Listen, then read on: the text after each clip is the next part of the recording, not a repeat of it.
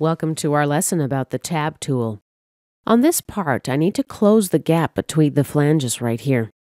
Let's start with a sketch. I'll sketch on this face, New Sketch. Let's start by selecting an edge. Convert entities. Activate the 3-point arc tool.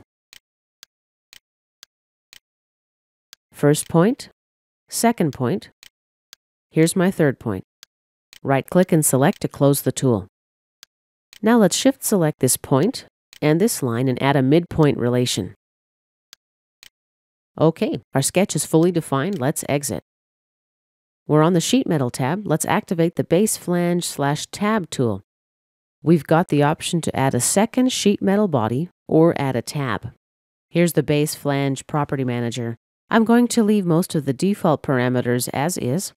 I'll leave Merge Result checked and click OK. As you can see, a tab is now added to my tree. Let's expand the cut list. As you see, we still have a single sheet metal body. Now let's right-click and edit our tab. Edit feature.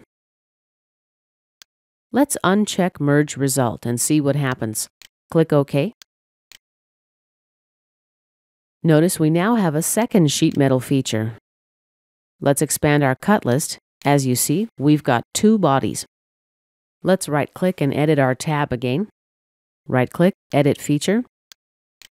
Now let's check Merge Result and click OK. Now we end up with a single body part. Let's create a second tab now. Right-click, Insert Sketch. I'm going to drop a rectangle about here. Exit the sketch. Base Flange tab. Let's keep Merge Result checked and click OK.